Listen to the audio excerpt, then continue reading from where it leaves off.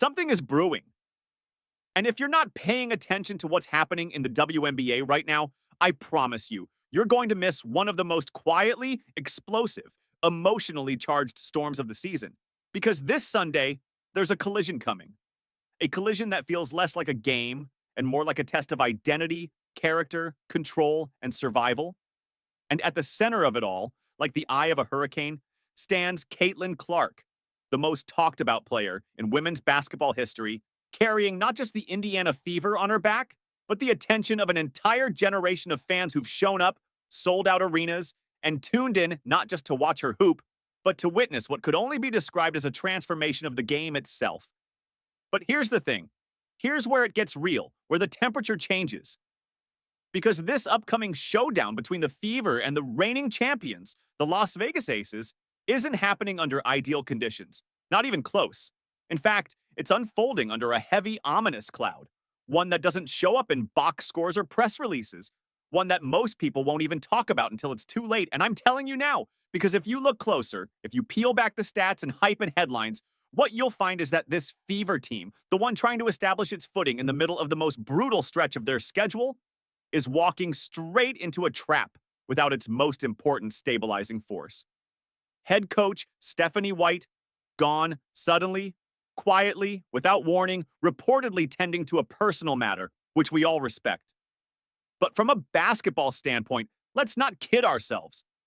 This is a critical blow, a gut punch, the kind of disruption that shakes a locker room, creates uncertainty in the film room, forces players to adjust midstream, and what makes it worse, more alarming, more eerie, is the fact that we don't know when she's coming back. No timetable, no comfort, no soft cushion to land on. Just a vacuum of leadership in a moment where leadership is everything, and now you've got assistant coach Austin Kelly stepping in as acting head coach, trying to steady the ship while it's already caught in crosswinds. And that's no knock on Kelly. He's respected. He's been with White since Vanderbilt. And again in Connecticut, they've built something together. But when the general steps down and the field of battle is shifting, the people following have to ask themselves, who's really in charge? Who's carrying the voice? Who's making the gut calls with 5 minutes to go in the fourth quarter when the Aces start pushing? Because make no mistake, Las Vegas isn't coming to play around. They're not just another opponent on the schedule. They're the queens of this league. The two-time champions who've built a culture of fearlessness, dominance, execution under pressure, and what they smell right now is blood, uncertainty, instability, a team in flux, led by a rookie who's been magnificent, but is still finding her way, still adjusting to the pounding of WNBA defensive schemes, to the weight of back-to-back games, to the intensity of a league that doesn't hand you anything, not even when you're the most marketed rookie in league history, and especially not when you're Caitlin Clark, because her rise has been so meteoric, so magnetic, so gravitational that she doesn't just play the game anymore. She shifts the emotional weather of the entire league every time she steps on the court, and that creates a storm of its own. Because when everyone's watching you, when arenas are sold out because of you, when TV numbers spike because of you, you stop being a player and start becoming a symbol. And symbols, they don't get breaks, they don't get passes, they get picked apart, especially when they lose. And that's what makes this matchup so dangerous, so delicately balanced on a knife's edge, because Caitlin Clark is everything people say she is, and more. She's a scorer with unlimited range, a passer with clairvoyant vision, a competitor with an unrelenting motor. And yet, even the best need structure, even the best need guidance, even the most electric talent needs a system to thrive within. And with Stephanie White gone, with Kelly juggling rotations and trying to manage player minutes during an exhausting road trip that includes Los Angeles, Seattle, and Dallas, the question becomes, can she still carry this team without burning out? Can the Fever still find their identity without their coach holding the playbook, driving the philosophy, and anchoring the team emotionally in the fire of competition? And listen, Austin Kelly has said all the right things. He's calm, measured, repeating that the team's message hasn't changed, that he and White are in sync, that they're extensions of each other. But words only take you so far when the lights come on in Vegas and you're staring across the floor at Aja Wilson and Kelsey Plum and Jackie Young and a franchise that's perfected the art of capitalizing on another team's disorganization. And you know what the Aces are thinking right now? They're thinking this is the perfect time to send a message, not just to the Fever, but to the whole league. And they'll do it by testing every weakness, pushing every flaw, turning every small crack into a giant canyon. And here's where it gets even scarier for Indiana.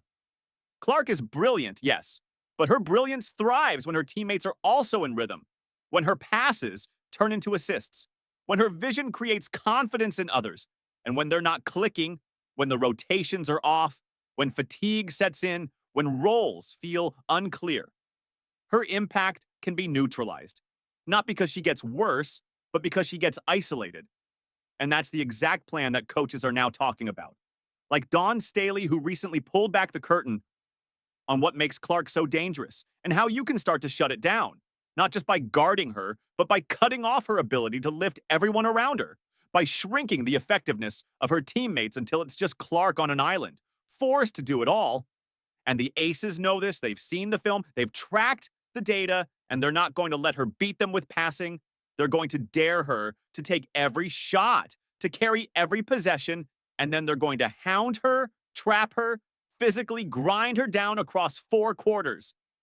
And the question I'm asking, what happens when that pressure meets fatigue, and fatigue meets coaching instability, and instability meets expectations that are almost unfair for any rookie, let alone one in her first season? Because here's the cold reality.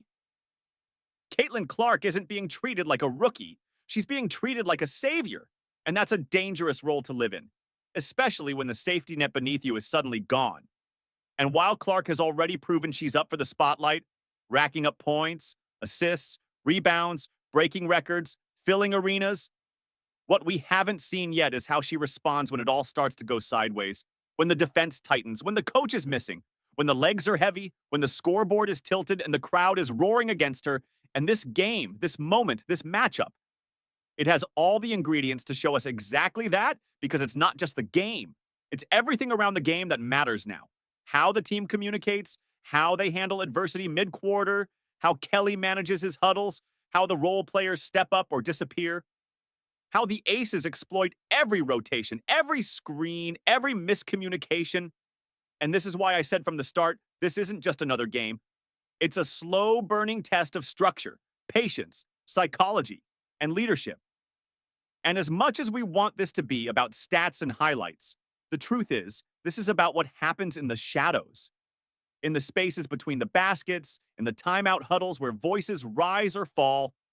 And if you're not watching closely, you're going to miss the deeper story, the one that doesn't show up on ESPN's scroll bar or in the highlight reels, the one that shows us who's actually ready for the weight of this new WNBA spotlight. And the truth is, Clark didn't ask for this kind of attention. She earned it with her play, her fire, her refusal to be ordinary. But that spotlight doesn't care if you're tired, doesn't care if your coach is gone, doesn't care if the odds are stacked. It just follows you. And if you blink, if you falter, if you hesitate, someone like the Aces will make you pay in full. And that's why this game is bigger than a box score. It's a psychological war zone now. And Caitlin Clark is walking into it with a target on her back, a missing coach, a team searching for chemistry mid-trip, and the weight of an entire league's evolution riding on her next 4 quarters.